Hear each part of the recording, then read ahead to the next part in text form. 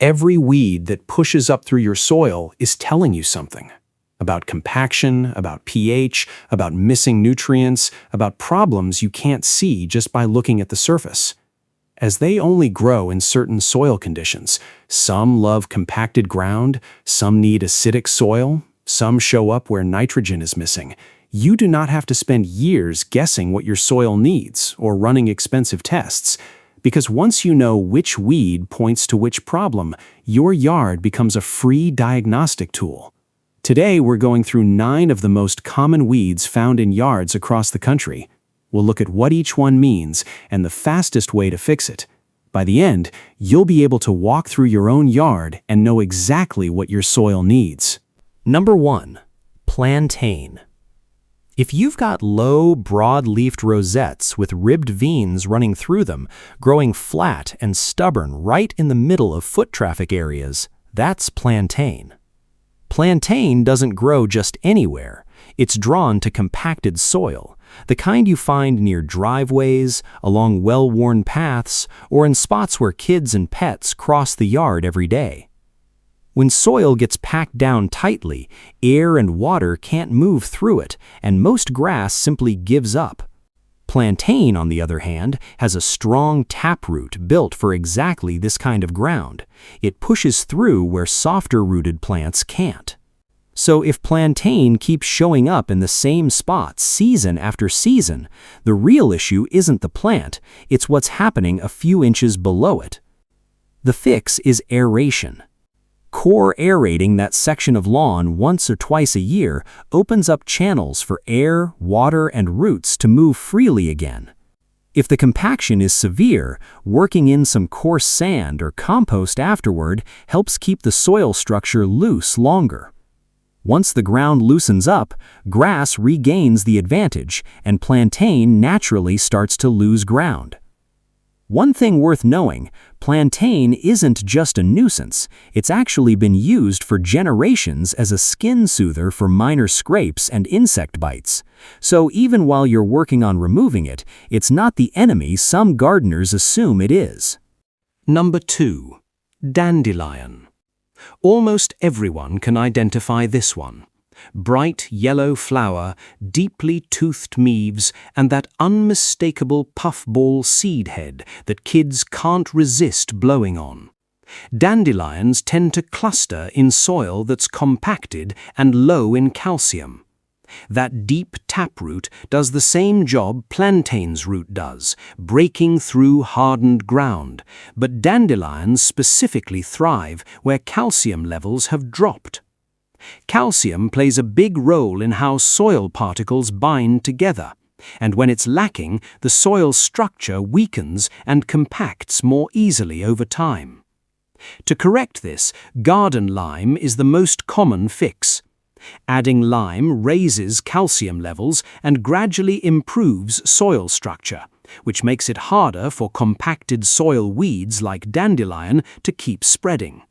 Wood ash works as a lighter alternative if you already have some on hand from a fire pit or fireplace, though it acts faster and should be used more sparingly. A basic soil test beforehand helps you avoid overdoing it, since too much lime can push pH higher than your grass prefers.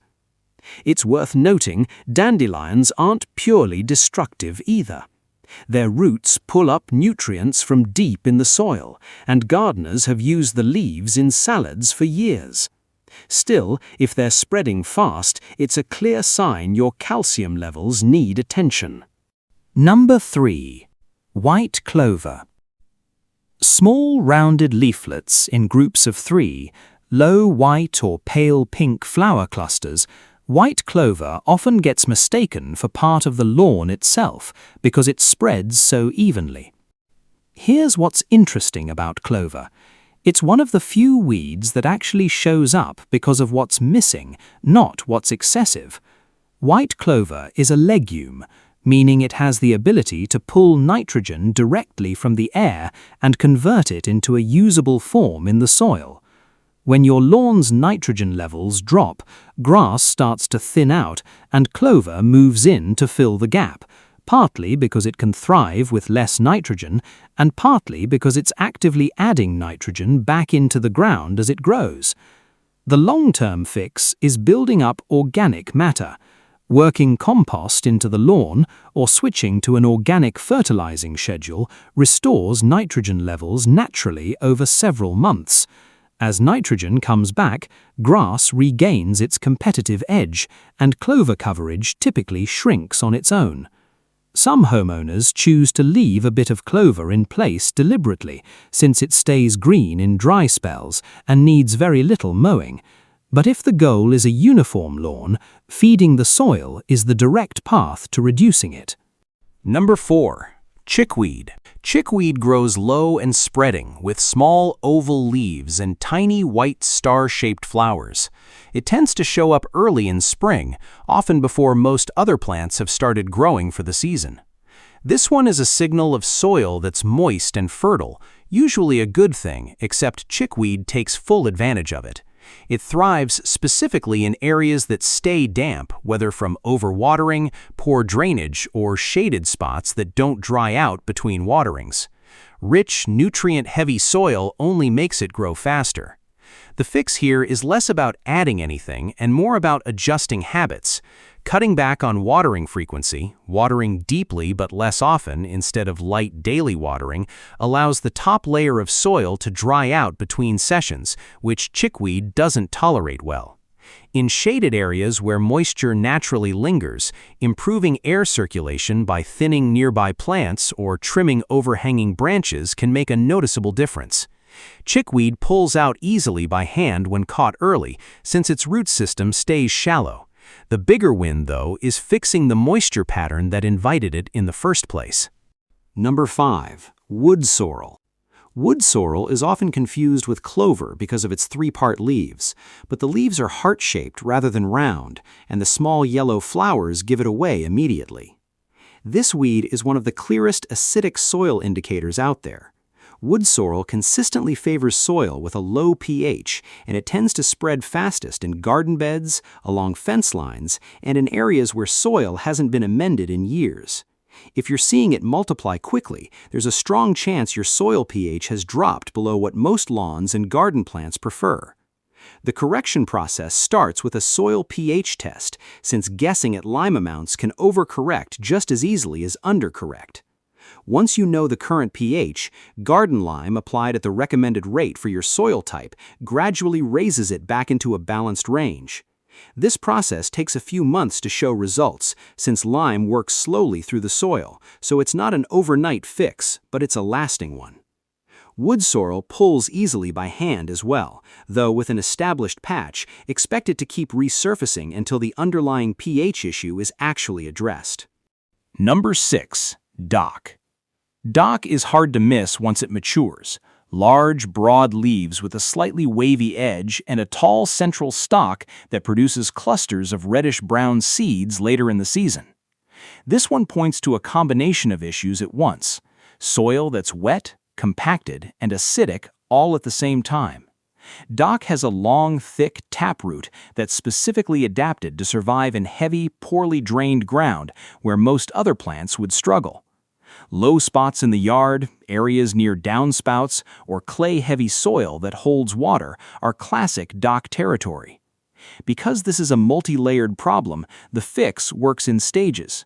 Improving drainage comes first. This might mean regrading a low spot, adding a French drain in persistent problem areas, or working organic matter into the soil to improve how it handles water. Alongside that, applying garden lime addresses the acidity, following the same approach used for wood sorrel and dandelion. Doing both together tends to produce faster results than tackling one issue alone.